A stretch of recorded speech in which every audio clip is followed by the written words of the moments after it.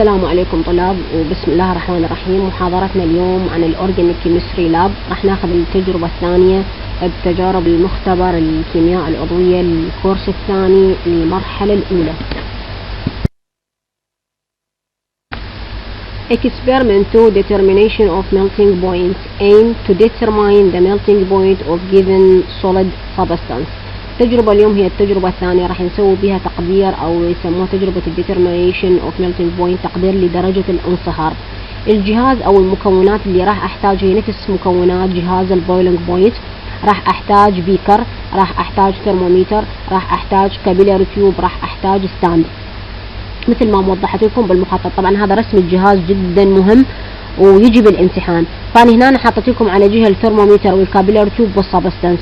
هاي شلون ماخذت لكم مقطع مصغر من الجزء الاساسي اللي لازم على اساسه انه انا راح اقيس المولتنج بوينت. هذا الجزء هو اللي راح يكون داخل الكابيلاري تيوب بالمخطط مالتكم اللي هو اسم الفيجر تيكينج ذا ميلتنج بوينت. Introduction. The melting point of compound is the temperature at which the solid phase is in equilibrium with the liquid phase. A solid compound changes to a liquid when the molecule exert enough energy to overcome the force holding them together in ordinary crystalline lattice. طبعا هذا التعريف بالبداية، هذا تعريف الملتنج بوينت، يعني إذا أجيب define melting point هو هذا define الملتنج بوينت. احنا عملية تحويل المادة من مادة صلدة إلى مادة سائلة هاي تحتاج إنه أكسر الانترا موليكول فورس، قوة الترابط الداخلية بين الأواصر هذا المركب. فهي راح تعتمد حسب المركب اللي عندي. يعني أنا إذا مركب عندي بدرجتين كربون ما راح تكون درجة انصهاره مثل مركب عندي ب4 ذرات كربون أو ب6 ذرات كربون. مثلا إذا مركب يحتوي على عنصر الأكسجين مو مثل ما مركب ما بعنصر الأكسجين أو بعنصر ثاني. يعني استفاد من تجربة الملتنج بوينت كان be helpful in determining the identify of unknown compound. يعني أنا عندي مركب مجهول ما أعرف هذا المركب، هو مادة صلدة، راح أجي أقيس له درجة الانصهار، راح أعرف هذا المركب شنو، لأن كل مركب إلى درجة انصهار خاصة بما تشبه المركب الثاني. melting point can also be used to access compound purity. عن طريق هاي الميلتنج بوينت أقدر أعرف البيوريتي، نقاوة المركب، لأن درجة الانصهار إذا كان عندي المركب بيور أو نون بيور راح تختلف. يعني هو نفس المركب بس بحالة عندي المركب بيور راح تكون درجته أعلى من درجة إذا المركب نون بيور. يعني إذا المركب نون بيور راح تكون الميلتنج بوينت إلى قليلة، بالإضافة إلى إنه الرينج مالتها راح يختلف. يعني أنا مثلا المادة تبدي عندي تنصهر لحد ما تتحول كاملة، هي مو مباشرة راح تتحول من الصلدة إلى سائلة، لا، أول شيء راح تبدأ تنصهر المادة، تبدأ تنصهر قليلة لحد ما تتحول كل المادة الصلدة إلى مادة ليكويد. هذا راح تكون أكو هنا عندي رينج بالتمبرتشر. المفروض إذا المادة بيور الرينج ما يتجاوز عن 1 إلى 2، إذا المادة إن بيور لا، الرينج مالتها راح يزيد عن 5 درجة سيليزية. Mix melting point. The presence of a soluble impurity almost always causes decrease in the melting point except for the pure compound and a broadening of the melting point range. أنا بحالة إذا عندي ميكس من المادتين، مثلا عندي مادتين، how can you know whether the two samples are the same or different؟ شلون أنا أعرف عندي مادتين؟ شلون أنا أعرف أنا ذني المادتين إنه مشابهات لو مختلفات؟ جيت للمختبر لقيت عندي مادتين، احنا المواد بالعاده معلميها اكو عليها ليبل وعليها معلومات. في حاله اني هاي الماده جيت لقيت الليبل مالتها ما موجود مثلا لاي سبب من الاسباب، احد الطرق لحتى اعرف اني ذني المادتين الموجودات عندي بعبوات مختلفه مش شابهات لو مختلفات، راح استخدم طريقه او تجربه الملتنج بوينت. فالانسر مال هذا السؤال اللي هو باللون البلو how can you know whether the two samples are the same or different؟ الانسر هو we mix them and the measure the melting point for the result mixture. أنا راح أمزج هذين المواد. أنا بالبداية قست درجة الانصهار للمادة وحدها. بحالة المزج إذا طلعت درجة الانصهار نفسها معناتها بني نفس المواد، إذا طلعت لا درجة المادة بعد المزج أعلى من درجة الانصهار معناتها هذين المواد عندي ميكستشر وهذين المواد مختلفات.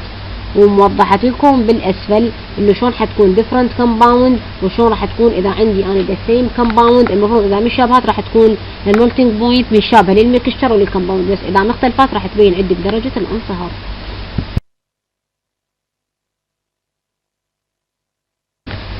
Organic chemists use melting point. شنو السبب اللي يخليني استخدم الملتنج بوينت بالاورجانيك كومباوند؟ السببين، السبب الأول get I indication of the purity of the compound، حتى أعرف أو أحد نقاوة المادة.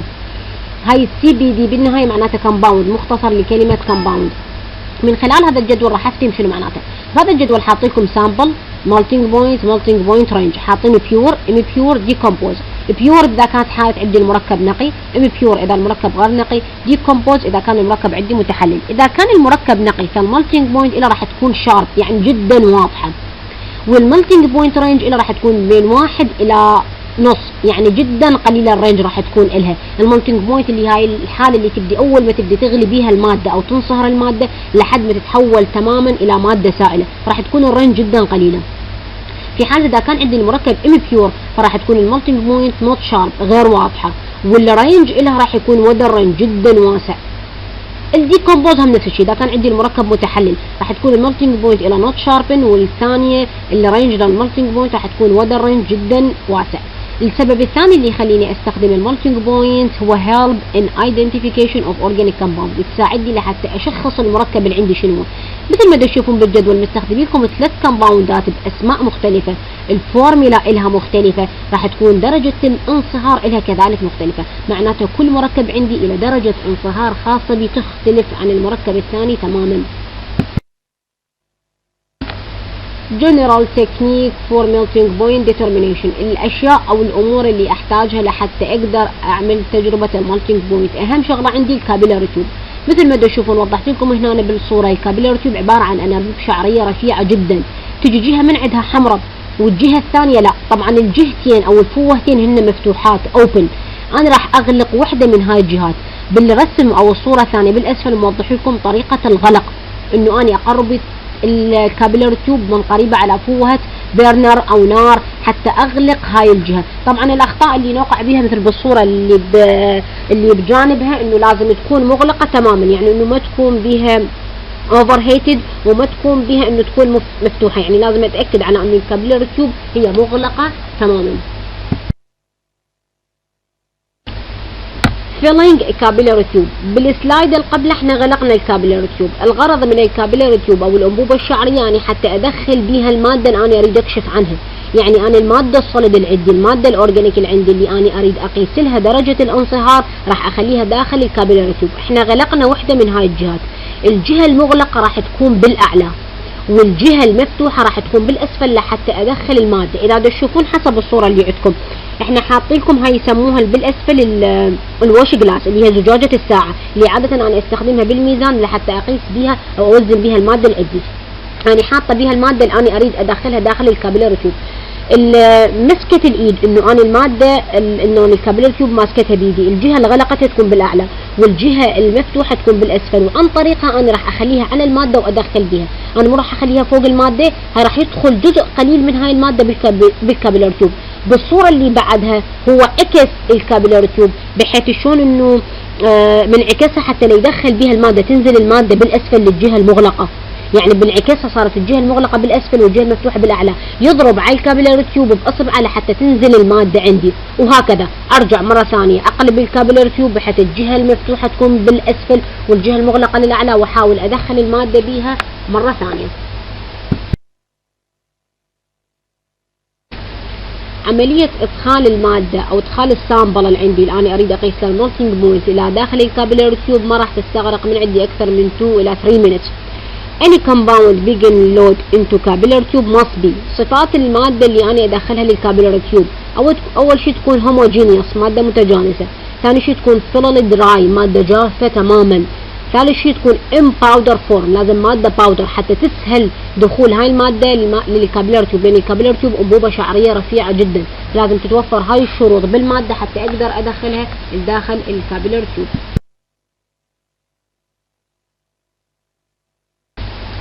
ميلتنج بوينت اباريتر، السلايدات اللي قبلها هيئنا الماده اللي انا اريد اقيسها من ناحيه الكابيلاري تيوب، من ناحيه نوعيه الماده شلون راح تكون. هسه اني اجي عندي الكابيلاري تيوب صارت بي الماده مالتي، اريد اجي اقيس هاي الماده، شلون راح اقيسها؟ عندي 5 اجهزه مختلفه استخدمها بالاباريترات او اجهزه الميلتنج بوينت، حاطه لكم A B C D E. احنا بالعاده اللي متوفر عندنا بالمختبر هو جهاز الاي، اللي هو بيكر اخلي بيه مادة البرافين، داخل هاي مادة البرافين راح اخلي بيه ثرموميتر اربط بيه الكابيلر تيوب ويكونون على ستاند. داخل هذا البيكر او اسفل هذا البيكر راح تكون عندي هوت بليت او بيرنر نار. البقية حسب اذا متوفرات في المختبر احنا نستخدم لكم اياهن.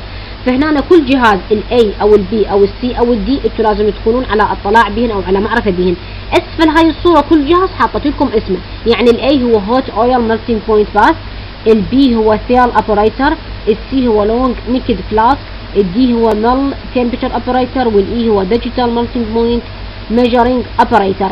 المصطلح اذا شوفوا الام دوت بي هذا معناته ميلتينج بوينت، اختصار لكلمة الميلتينج بوينت. فذني 5 اجهزة مهمات لا تعرفون اسمائهم، مهمة اسماء هاي الاجهزة لنعرف اجهزة الميلتينج بوينت شنو.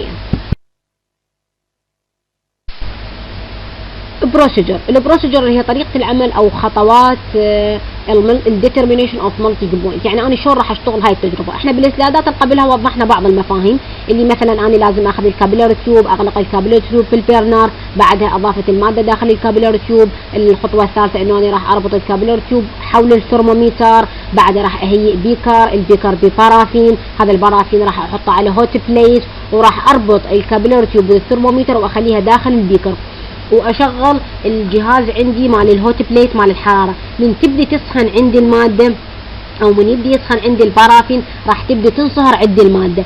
اول ما تنصهر عندي المادة داخل الكابيلر تيوب، شنو معناتها تنصهر؟ يعني تبدي تتحول عندي المادة من صلد الى ليكويد. راح اشوف درجة ايش قد يقرا لي الثرموميتر لحد ما تتحول توتالي تماما، كل المادة الباودر عندي تتحول الى ليكويد، راح اشوف ايش قد تقرا عندي درجة الانصهار. هذا ما بين عملية التحول، بدء المادة الصلدة لتتحول إلى مادة ليكويد لحد ما تتحول تماما، هذا يسموه الرينج اوف ميلتينج بوينت. فهذا كل اللي قلته هاي الخطوات البروسيجر اللي هي طريقة العمل تجربة الديترمينيشن اوف ميلتينج بوينت. راح اخذها بصورة سريعة. نمبر 1 take a fine capillary tube of length 5 إلى 6 cm. Seal it on the end by interesting of the end of the capillary tube. النقطة 2 take a small quantity of the compound whose melting point to determination on a porous belt and powder it with spatula. Number 3 introduce the powder compound in capillary tube, introducing the end of the capillary tube into the powder compound and gently relating it. Number 4 moisture the bubbles of thermometer with concentration liquid paraffin and attach the capillary tube to the lower end of the thermometer.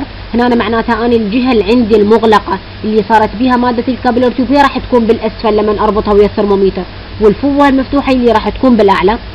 Number 5 place the thermometer with the capillary tube in the melting point apparatus. هنا أنا راح أربطهم وأخليهم بالجهاز. Number 5 now the heat beaker gently and note down the temperature from time to time. أنا من فترة إلى فترة راح أشوف التمبرتشر إيش قد تقرأ مال الثرموميتر وانتبه على البيكر. Finally note down the temperature at which the compound starts melting and completely melts. راح أسجل بعد الدرجة اللي راح تبدأ عندها المادة بالغليان لحد ما completely تماما تنصهر عند المادة إلى liquid. بهذا السلايد ماخذنا مقطع ومكبرين من الكابيلر تيوب. هنا الكابيلر تيوب مكبرة لحتى نشوف عندي المادة بالكابيلر تيوب. اول شي حاطين لكم سوليد اونلي، هنا مادة سوليد تماما. بالثانية السهم الثاني حاطين لكم سامبل بيكون تملت، بدا عندي السامبل دملت دا ينصهر لحد ما انصهر تمام بحيث تتحول الى ليكويد. فهذا يسموه السهم اللي حاطين لكم اياه من تمبرتشر 1. هاي تي معناته تمبرتشر 1، التي 2 معناته تمبرتشر 2 يعني الدرجة الثانية. هذا الملتينج بوينت يسموه رينج. اللي تكون المادة عندي بيور المفروض هذا الرينج يكون قليل، ما يكون عندي ودر واسع مثل في حالة اذا كانت عندي المادة امي بيور. هاي بس فد شي توضيح لكم.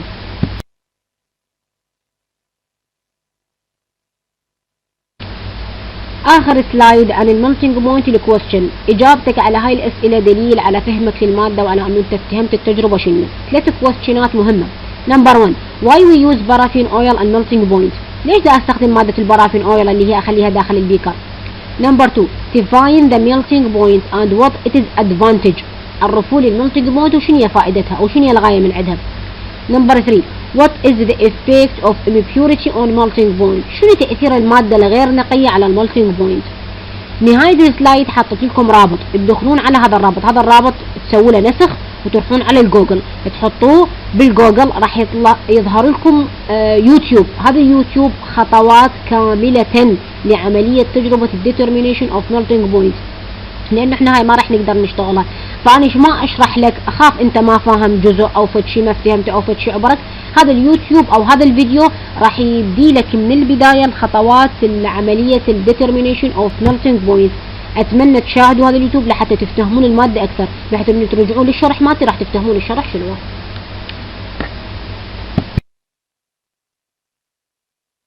To determine the melting point of a solid substance.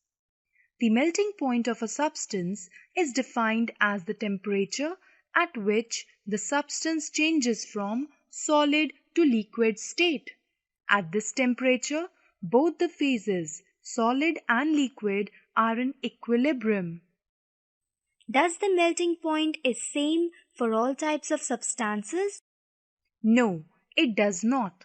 A pure substance has a sharp melting point and it melts at a definite temperature, whereas an impure substance has a lower melting point. It means determination of melting point is a convenient method to check the purity of the solid substance. How can we determine the melting point? Let us do an experiment to determine the melting point so that you can understand it easily. Aim to determine the melting point of a solid substance. Materials required: thermometer, 100 ml beaker, tripod stand, stirrer, thin-walled capillary tube, heating medium, water or paraffin, wire gauze, etc. Procedure: powdering the compound and filling of capillary tube. A. The thin-walled capillary tube is sealed from one end by heating it on gas burner for a few seconds. B. The given compound is crushed and it is pushed in the capillary tube in powdered form. The tube is repeatedly tapped and filled by the compound. Fix the tube with thermometer. A. The capillary tube is attached to the thermometer. B. The whole apparatus is arranged as shown in the figure. C. The beaker in which the tube has to be placed is filled with paraffin or water. Heating the liquid bath. A. The liquid bath is heated gently with continuous stirring so that the constant temperature is maintained throughout the liquid using a glass loop stirrer moving up and down. As the temperature reaches near the melting point of solid, the flame is reduced and the temperature is allowed to rise gradually. Note the melting point. A. Note the temperature when substance starts melting. The temperature is noted again when the solid melts completely. The average or mean of two values gives correct melting point of the substance. Observations. Serial number. Temperature when solid starts melting, T1. Temperature when solidification starts, T2. Average is equal to T1 plus T2 upon 2. Result. The melting point of given solid is X degrees Celsius. Precautions. The sample solid must be dry. No air gaps must be present in the filled capillary tube. The level of the capillary tube and thermometer must be same. Maintain uniform temperature of the liquid bath. Thank you, ma'am. We have understood the experiment very well.